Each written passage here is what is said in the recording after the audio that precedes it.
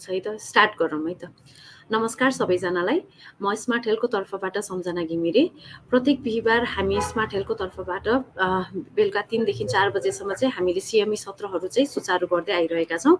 यसै अनुरूप आजको दिन पनि हामीले चाहिँ एउटा नयाँ विषयमा चाहिँ CME सत्र लिएर आएका छौँ। यो CME सत्र गर्नुको मुख्य उद्देश्य भनेको चाहिँ दुर्गममा रहनुभएका स्वास्थ्यकर्मीहरूको ज्ञानमा अभिवृद्धि गर्नु र स्वास्थ्य संस्थामा भइरहेका नयाँ नयाँ अपडेटहरूको बारेमा चाहिँ जानकारी गराउनु रहेको छ। साथै हामीले केही महिनाबाट चाहिँ यस CME सत्रलाई चाहिँ युट्युब मार्फत लाइभ पनि गर्दै आइरहेका छौँ। यसै गरी आजको चाहिँ यस CME सत्रको चाहिँ टपिक रहेको छ क्रोनिक किडनी डिजिज, र यसको चाहिँ आजको प्रस्तुता हुनुहुन्छ हाम्रो डाक्टर असल तिमलसिना। अब चाहिँ म हाम्रो डाक्टर असललाई चाहिँ आजको यो सत्र सुरु गर्नको लागि चाहिँ अनुरोध गर्दछु। हस्।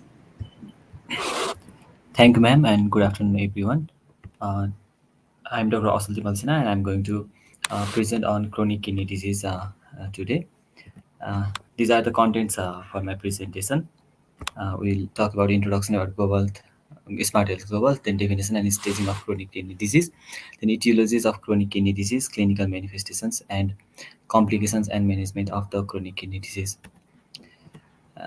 As we most of us already know that about the Smart Health Global, it is the non-profit organization which is working to provide the better and quality health services in the remote areas of Nepal where the skilled manpower are not available. The doctors are employed on voluntary basis and also maybe on voluntary basis, and they serve to the people of the rural areas, and the objective of the CME is to enhance the skill, knowledge, and confidence in the workers that are involved in the delivery of healthcare services. Now I'll go into the topic chronic kidney disease.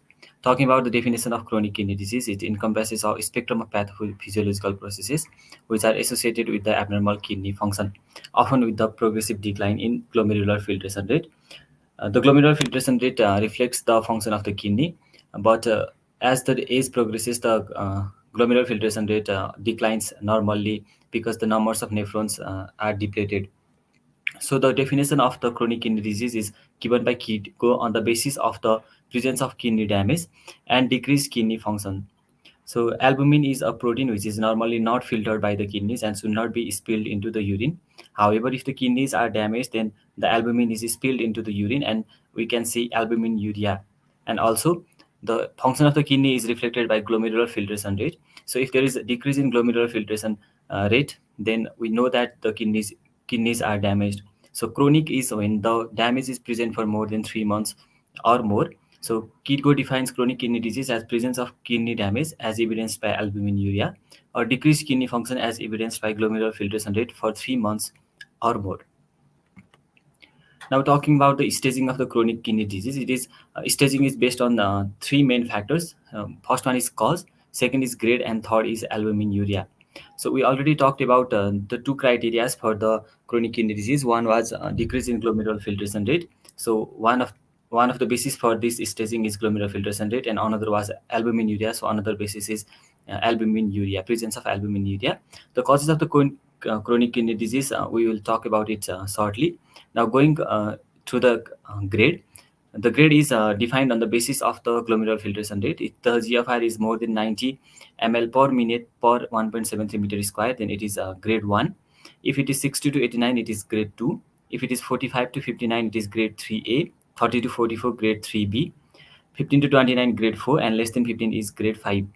And similarly, the albuminuria is also classified as A1, A2, and A3.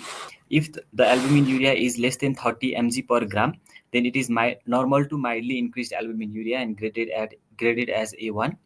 If it is 30 to 300, then it is graded as moderately increased albuminuria, A2. And if it is more than 300, then it is graded as severely increased albuminuria, grade A3. Now talking about the prevalence of chronic kidney disease, the numbers are rising extremely, and it can be considered as modern epidemic. And if you take 20 people randomly, then one of them will have the chronic kidney disease, and it is rising to 1 in 3 in the people who are more than 75 years of age. Now talking about the etiologies, The two major etiologies for chronic kidney disease are diabetes and hypertension. The other factors are genetic factors like autosomal dominant polycystic kidney disease.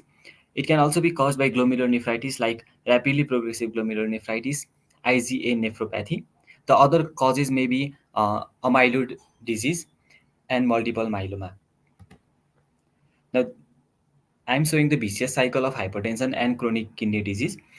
As I have already told that the hypertension is one of the major causes for chronic kidney disease, and chronic kidney disease aggravates hypertension because renin-angiotensin aldosterone system is disrupted, and there is endothelial damage as well. So this leads to worsening of hypertension, and hypertension worsens the chronic kidney disease. So we'll discuss shortly afterwards that the control of hypertension is very essential in chronic kidney disease. Now, talking about the clinical manifestations, some of the patients with chronic kidney disease may not know that they have CKD because they do not present with any symptoms at the early stage.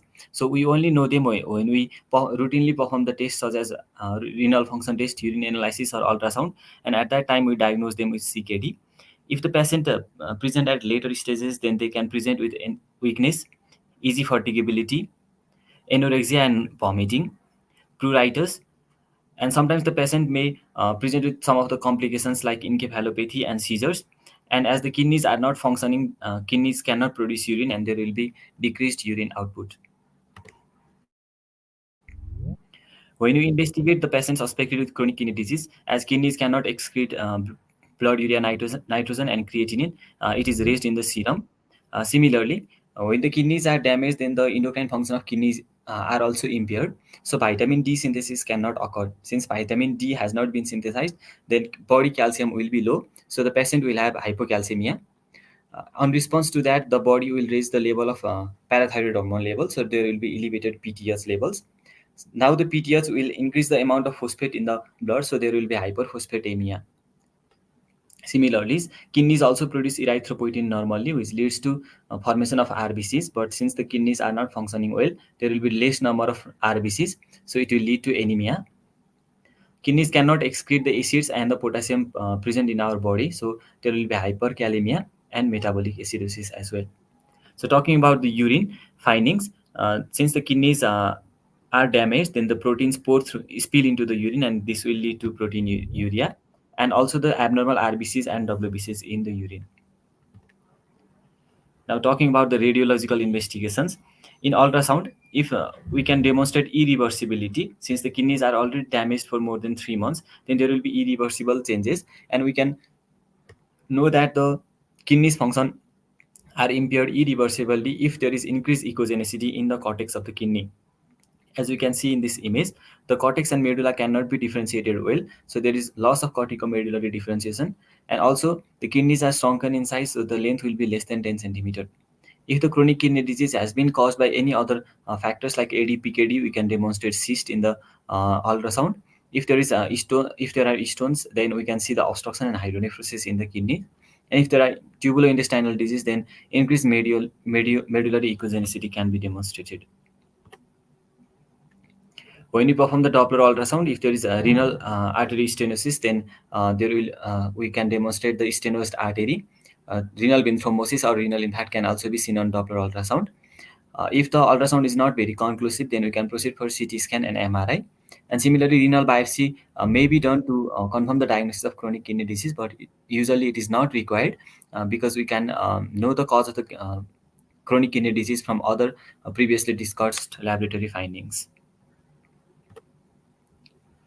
Now we will talk about the complications and management of the chronic kidney disease. The chronic kidney disease patients need to have regular physical activity of moderate intensity. They cannot perform the exercise of severe intensity because the body cannot adjust to all the intense exercise. So moderate intensity exercise of 150 minutes per week is recommended for those patients. They should stop the tobacco use. The protein intake should be about 0.8 grams per kg per day, and plant proteins are preferred over the animal proteins in CKD patients. Since CKD patients cannot excrete the urine, then so they have the chance of volume overload. So to avoid volume overload, they should take limited amount of salt. less than 5 grams of sodium chloride table salt is recommended for this patient, with sodium intake being less than 2 grams per day. Similarly, we prescribe the drugs renin-angiotensin-aldosterone system inhibitors, either angiotensin converting enzyme inhibitors or angiotensin receptor blockers for the patients with CKD. If the patient has CKD and severely increased albuminuria, then we should prescribe RAAS inhibitors with, and these have level 1B evidence. If the patient has CKD and moderately increased albuminuria with diabetes, and if the patient with CKD and moderately increased albuminuria without diabetes, then renin-angiotensin-aldosterone system inhibitors are prescribed. Because the renin-angiotensin-aldosterone system inhibitors avoid the efferent arterial constriction, so there will be decreased glomerular pressure in the glomerulus, so there will be less proteinuria. So the goal of the proteinuria is less than 1 gram per day. So to decrease the proteinuria, we prescribe them with the RAS inhibitor drugs. But the complication with the use of AC inhibitor or ARB is that it can lead to hyperkalemia or decreased kidney function. If there is if the after starting the AC inhibitor or ARBs, if there is more than 30% increase in the creatinine level, then we might have to stop the dose, stop the drug or decrease the dose. If there is hyperkalemia, then we need to manage the hyperkalemia first and then continue the drug. And if the patient do not have decreased kidney function or the patient have normal potassium level, then we'll increase the dose of AC inhibitor or ARB to the maximum tolerated dose, because they have a beneficial effect and decrease mortality rates. Similarly, SGLT2 inhibitors are also prescribed to the patient with the CKD if they have GFR more than 20 and type 2 DM, GFR more than 20 and albumin creatinine ratio more than 200 mg per gram, with heart failure irrespective of level of albuminuria, and eGFR 20 to 45 with albumin creatinine ratio less than 200 mg per gram. These sodium SGLT2 inhibitors block the sodium glucose co-transporter in the PCT. So this will lead to increased delivery of the sodium in the macula densa, and this will normalize the tubuloglomerular feedback. So SGLT2 inhibitors are beneficial in the patients with CKD if they have these above mentioned four factors associated with them. Now, talking about the blood pressure control, I have already told that there is vicious cycle between the blood pressure and CKD. There should be strict monitoring and control of the blood pressure, with the target being less than 120 by 80 millimeters of mercury. So for the blood pressure control, salt restriction is necessary, with table salt intake less than 5 gram per day. And different classes of antihypertensive can be prescribed to the patients with for the blood pressure control. They include angiotensin converting enzymes like enalapril and captopril, or angiotensin receptor blockers like losartan and valsartan. Similarly, diuretics can also be prescribed because they also decrease the volume, as the CKD patients are usually volume overload. These include loop diuretics or thiazides. The examples of loop diuretics is furosemide and torsemide. Similarly, the examples of thiazide include hydrochlorothiazide. Similarly, patients can also be prescribed with beta blockers like metoprolol.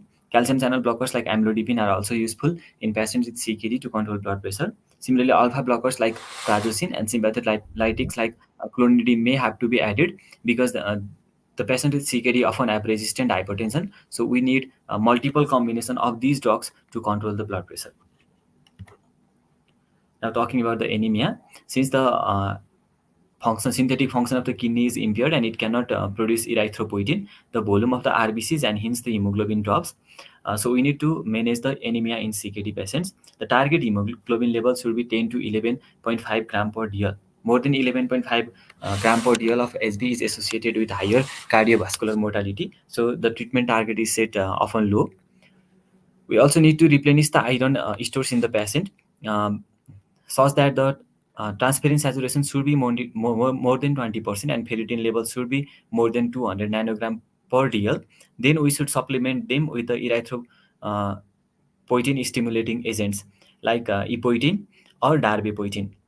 If the iron store is not replenished, then mere supplementation of the erythrocyte stimulating agents cannot increase the hemoglobin level. So iron deficiency should be corrected first, then they should be provided with erythropoietin or darbepoetin.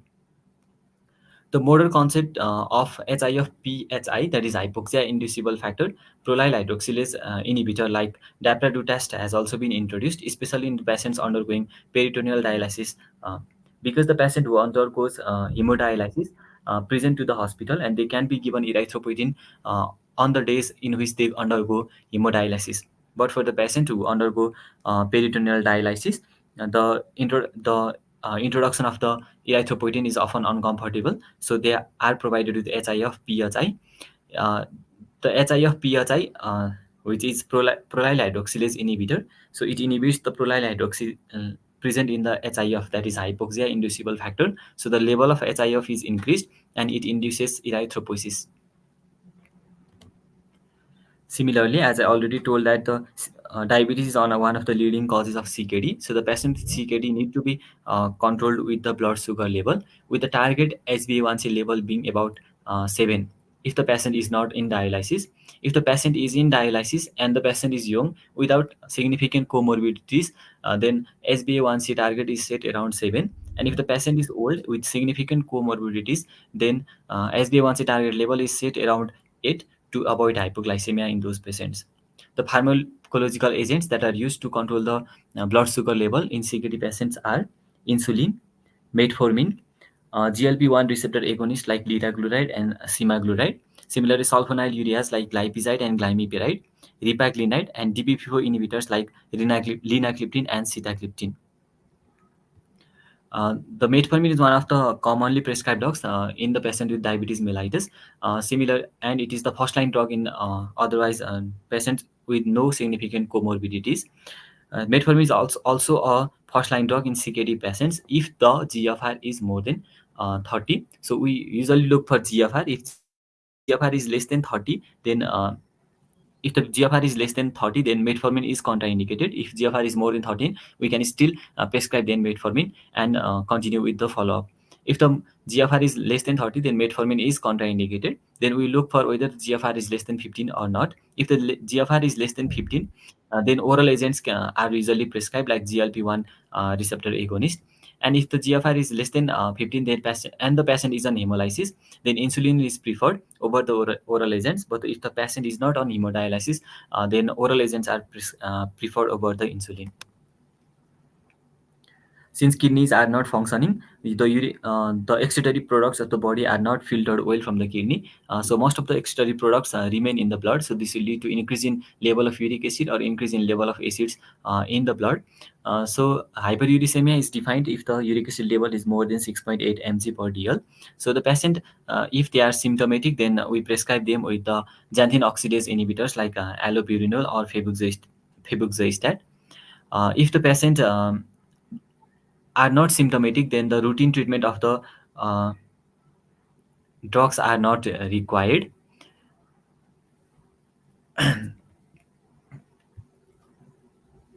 Similarly, if the patients are on pain, then we can prescribe them with colchicine or steroids, but NSAIDs are often avoided because the NSAIDs can decrease the kidney function. Similarly, in patients with metabolic acidosis, we supplement them with the alkalis like sodium bicarbonate and sodium citrate, and we should be careful in prescribing these drugs because this can often lead to hypervolemia. And target bicarbonate levels should be 24 to 26 milliequivalent per liter.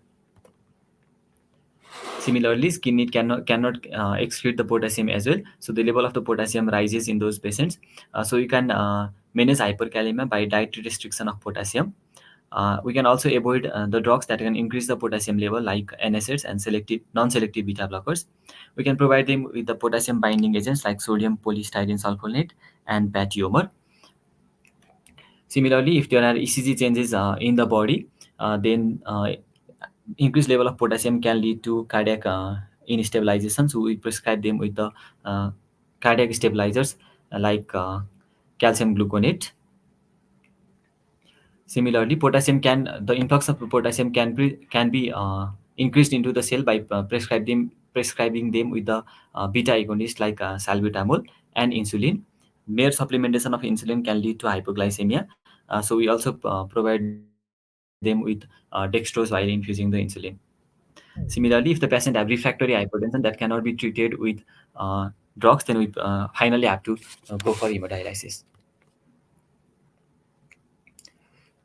Since the level of calcium, as I've already told that the vitamin D synthesis is impaired in patients with chronic kidney disease, the level of calcium is low in those patients. So we need to supplement them with the calcium and treat the vitamin D deficiency by supplementing vitamin D. And also that to compensate for the hypocalcemia, the level of PTH is increased, and hence it increases the level of phosphorus. So we need to treat hyperphosphatemia. For the treatment of hyperphosphatemia, we set the cutoff value. If the patient is not in dialysis, then it is more than 4.5, and if the patient is in dialysis, since most of the phosphates are removed during dialysis, the cutoff is set a bit higher, that is 5.5. For the treatment of hyperphosphatemia, we provide them with the phosphorus binding drugs, which may be calcium based like calcium acetate, or non-calcium based like sibalimer or lanthanum. The patient should be treated for hyperthyroidism with the drugs such as calcitriol or calcimimetic agents like cinacalcid that sensitizes the calcium sensing receptor. So even if the calcium is low in the body thinks that the level of calcium is enough, so it will not release more parathyroid hormone levels. Similarly, patient with CKD can also present with pericarditis at the toxic uremic substances go and deposit into the pericardium. So this can lead to chest pain. And for the pericardial disease, no effective medical therapy is available. So the patient might have to go for dialysis. So uremia also disrupt the functions of platelets. There is abnormal hemostasis and increased chances of bleeding. So we prescribe them with the desmopressin analogs or cryoprecipitate. Similarly, blood transfusion may be required, and if the blood bleeding is not controlled with the medical management, then patient might have to go for dialysis as well. Similarly, CKD patients are immune compromised, so they have increased risks of infection and increased number of hospitalizations. So to avoid that, we usually prescribe them with the vaccinations strategies.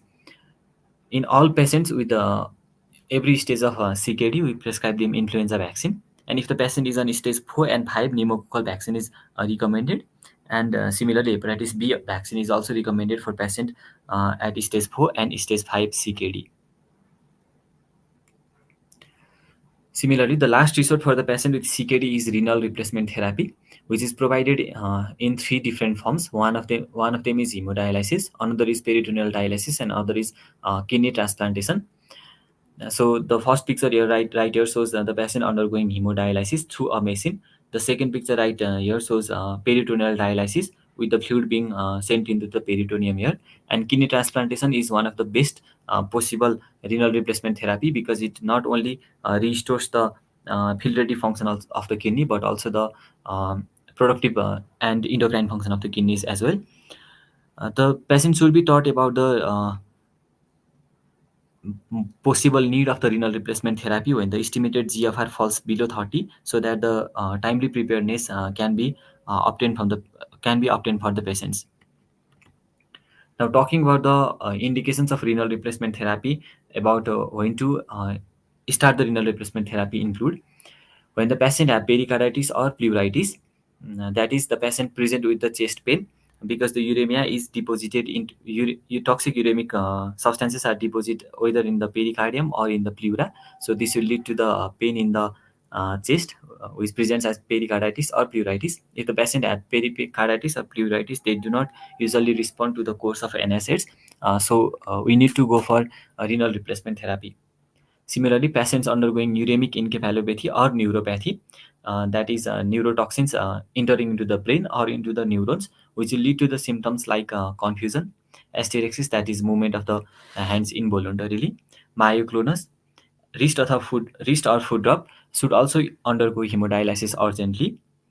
Similarly, patients with bleeding diastasis that is not controlled with the desmopressin or cryoprecipitates should also undergo renal replacement therapy to remove the toxic uremic substances present in the blood.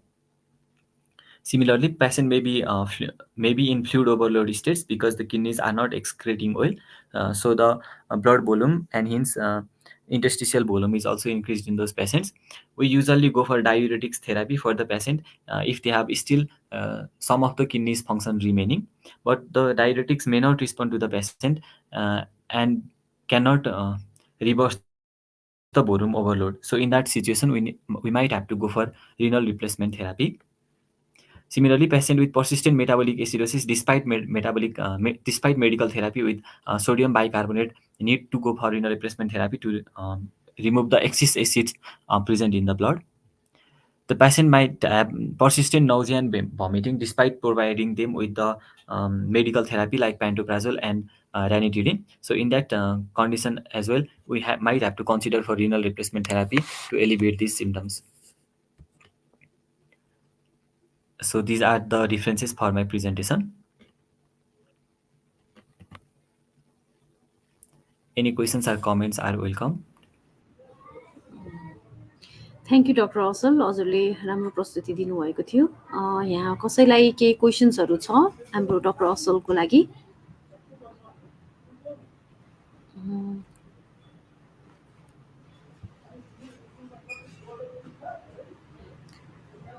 सायद क्वेसन्सहरू त्यस्तो खासै केही पनि छैन जस्तो छ। Thank you doctor, एकचोटि फेरि पनि थ्याङ्क यू। अरू बेलामा पनि यो प्रस्तुतिहरू पऱ्यो भने चाहिँ हामी हजुरलाई फेरि पनि सम्झनेछौँ। र यति भन्दै म आजको यो सेसन चाहिँ यहीँ सकिएको भनेर चाहिँ घोषणा गर्दछु। सबैजनालाई thank you. Thank you, everyone.